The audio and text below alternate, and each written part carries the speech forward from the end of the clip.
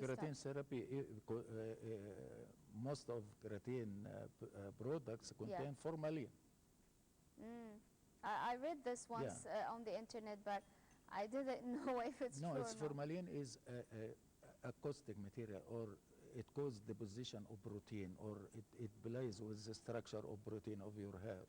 So this will damage the hair follicles as well if it contains too much formalin in it. Even though if the keratin is put only on the hair, not the skull, it's not going to reach the follicle? You can't guarantee if some of the keratin reached the hair follicle. So you do not recommend keratin therapy? No, we recommend to choose a better quality keratin free of formaldehyde.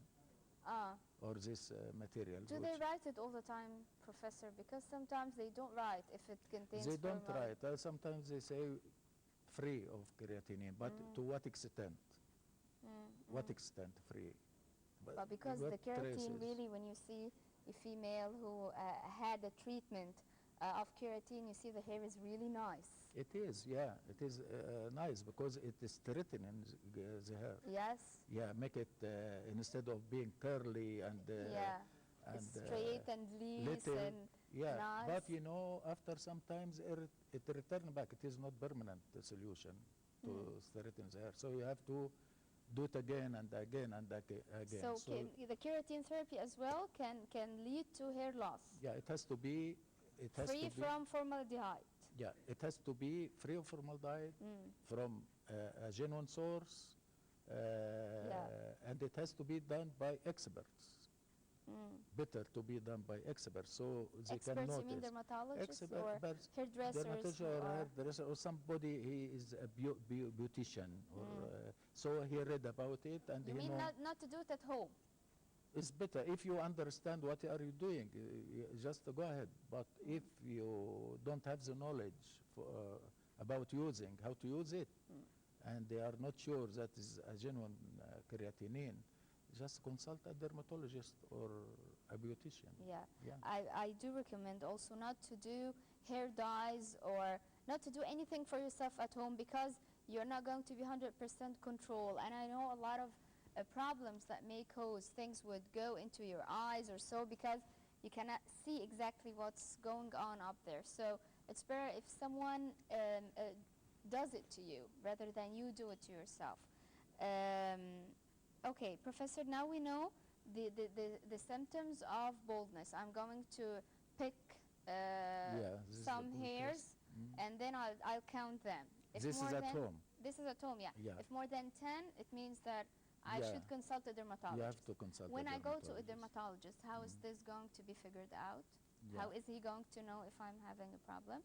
Yeah, the dermatologist, he is going to pull or snatch the hair, some of the hair by the roots, take the roots out, and examine the hair follicles to see how healthy they are. If they are very thin and weak, it means that there is no nutrition for the hair. So he can know that. Or he can make a biopsy for the hair, take a sample from the hair scalp or from the hair follicles and check for the testosterone or the dihydrotestosterone in them. He can find plenty dihydrotestosterone, which indicates that you are suffering from alopecia problem. And he can find bacteria, he can find fungus, he can find toxin. So in the follicle? In the hair follicles, yeah. And how could it enter?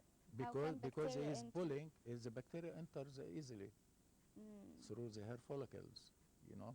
And this, and the problem of treatment of alopecia, because, you know, as I said to you, not more than 40 to 45% of minoxidil, for example, which is widely applied preparation in the market. This is a type of medication for solving the problem of baldness, and it's put on the skull? It is, yeah, topically. It puts topically, you know, trapped on the scalp, you know. It would solve only 40% of the problem? It is only 40% respond. And if they stop the treatment, hair will start resume to fall falling. again. Yeah. The problem is minoxidil is focusing on the dihydrotestosterone only. But eventually they found out that there are many other factors like bacterial and fungal growth which damage the hair follicle by its metabolites, toxins, induce free radical, what is called free radicals, which attack the hair follicle and make it weak and fall down. Free radicals from inside your body? Free radical inside the hair follicle. Inside their follicle. Yeah, because of the toxin produced by the metabolites of bacteria and fungus. Bacteria and fungus live in the hair follicle, produce some toxins, which is harmful metabolites, leads to what is called free radicals or attack the hair follicle. But you know, Professor Farouk, recently we do hear a lot and read a lot of aids on the internet, especially and by beauticians, of some serums, not medications, that are put on the skull as well, and you will see fast results actually of hair growth. You find abundant hair growth? Yes. Yeah? Yeah. Is this a natural way, a normal way, or? But Sarah, what do you know about the composition of the serum? No, I don't know. You we know don't nothing about the composition of the serum. Yeah. But what we know that it's a liquid, and our skull, it's put on it, and it's ripped well, and then few days you will find out that there are some hairs are growing. Yeah, I tell you, in order to treat, a good treatment has to cover all these causes, factors, like fungal, bacterial growth. You have something which people are not aware of it, you know. Alopecia people got what is called micro-inflammation. Micro-inflammation in the hair follicle. It is not a rheumatic inflammation or as is due to the toxins. So you have to give anti-inflammatory drugs with this. That's why they use cortisone. They apply cortisone as anti-inflammatory for some sort of alopecia, which removes the inflammation and gives a chance to the hair follicle to resume its growth. Because you know inflammation makes the hair follicle swollen, blood supply is not good, irritation, itchy, and this sort of things. So destroy this. So a good alopecia treatment must cover this microinflammation. It must contain antifungal, antibacterial. It must contain a sebum removing solvent to remove the sebum, which is a good nutrition medium for bacteria and fungus. It has to contain this anti-dihydrotestosterone as well, such as minoxidil. If you combine all these components in one preparation, the success rate will be higher, because sometimes alopecia is due to testosterone alone, without microinflammation, without bacteria and fungus growth. Okay. Some patients, they have this the problem of testosterone, dihydrotestosterone, and they are having infected hair follicle with fungus and bacteria. So you treat the dihydrotestosterone and you forget about the fungus and bacteria, which produce the toxin and cause the hair to fall. So you have to combine both. And sometimes you have to remove the sebum, because the sebum is a good nutrition medium for encouraging the growth of bacteria and fungus. All right? So we have to combine all this. When we combine all this in the research work I have done, when you combine this, it gives you far better results than the minoxidil alone. Because minoxidil with a faster action, faster effect, you can resume in terms of patient satisfaction. Patient feel that their hair resume growing in a short period of time. And the hair, if you test for the weight of the hair, the thickness of the hair, the length of the hair, stronger, thicker, and this thing. So looks healthier than healthier, healthier. And the composition must contain some sort of what is called absorption enhancers, which means we need to let the drug reach the hair follicle to give its treatment. So, but you know, the scalp act as a barrier for the drug to enter.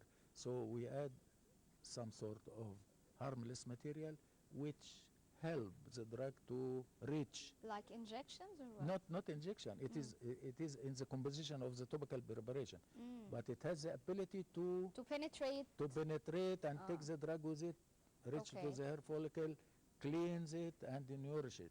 Good. So it has to be, you know, well-designed formula for. Maybe the formula I'm talking about was what designed as well. Yeah. I also want to ask about shampoos. Okay, we're having a report, and when we come back, I'll ask Professor Farouk about the different and numerous aids that we all the time watch on TV about shampoos and also conditioners and creams and all these things that we'd like to treat our hair with so that we can have shiny hair, leaves, looks nice, and of course not falling. When we come back, please stay tuned. Yeah, you're right. Yeah. You're right.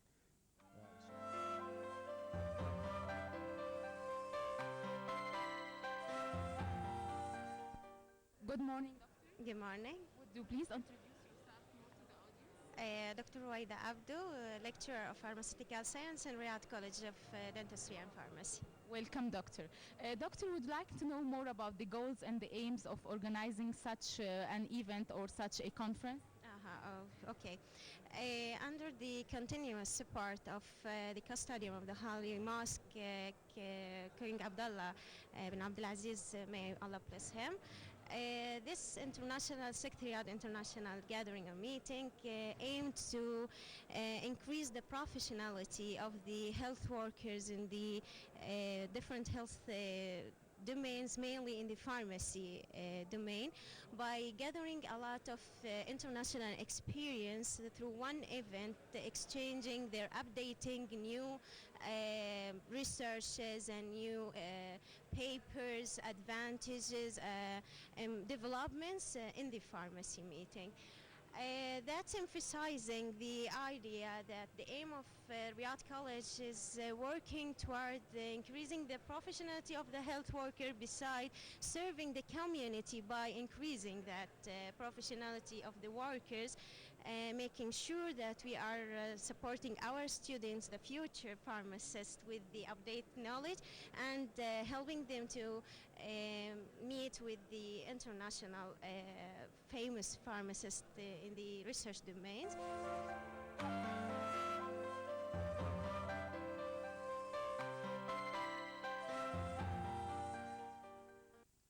Welcome back. As I mentioned before the report, numerous types of shampoos all the time. We watch the ads, and whenever we go shopping for something that is really good for our hair, we get lost, Professor, what to buy. And in terms of conditioner, is a conditioner good or bad for our hair? And creams are better or conditioners are better? How frequent should we wash our hair, and what types of shampoo shall we use? Yeah. Anyway, if you have dry hair, you need fatty materials to put on the hair, or a material which absorb water to make your hair wet, not dry and flaky, you know. I recommend using pure oils like olive oils or a mixture of castor olive oils, this sort of oils. To put it on our hair? Not to make as a oil bath. Oil bath. Because also we hear that putting olive oil, for example, or almond oil, or having a mixture of these and putting it as an oil bath and then wash our hair, that it damages the hair as well? Because No. these are strong It depends. to be put directly on the hair? No. It depends on how much oil you are putting in your head. Yeah. For regular use, for just to make it grooming and looks shiny and this, you just take a little oil in the palm of your hand and rub it on the hair. So it will cover the hair with a very thin layer of oil. But if you put too much oil on the hair, oil may make the hair loose because it will make the scalp very soft. So if your hair is weak, it can be easily during combing, you can take It it will fall. out. So it acts as And lubricant. also it dries the hair. If you put a lot of oil all the time on the hair, after 3-4 months, you will find that the hair is really dry. The hair itself, not the scalp. Not that, because because it will not be because you are not washing. You are using the oil for a long period of time without washing. Without So it will washing. collect all the dust from the atmosphere around you, deposit it on the On hair, the hair. making it dry and dull. So That's- if you that's put the oil, reason. you should wash it. You have to wash thoroughly. from time to time. Yeah, from time Okay. to time. Yes. And don't use too much oil on your head. Okay. About hair creams, Mm. oils are much better than hair creams actually, Really? because Even oil, if the type of the cream is good and it's genuine type, I mean. but it will be a highly expensive product, you know, Yeah. because most of the creams are, chemical composition of the cream, it is more or less caustic. Caustic means alkaline in nature, so it will act like the detergent itself. In addition to that, it contains some additives or some materials like beeswax or some waxes there, which when you rub the cream on your head, the wax deposit prevents the aeration or the inspiration, expiration. Of the Sweat comes hair. out. Yeah, so it blocks the sweat gland from, so it prevents. But oil are more natural, edible. Most of the oil are, we can eat. Yes. Yeah, so if it goes in your hair follicles, it can be metabolized as well from the hair follicle. Okay. So it is pure compound. But not to put too much and wash it. Yeah, if you put too much oil, you have to use it as an oil bath. You put it, cover Wash your it. head with a hot towel, and And- then after some times, you take the towel and wash it with a mild shampoo, like Baby Johnson you mentioned. Okay. Yeah. Yeah. Types of shampoos to be used. Yeah. A lot of times we see that there are anti-dandruff shampoos or something that is 2-in-1, 3-in-1.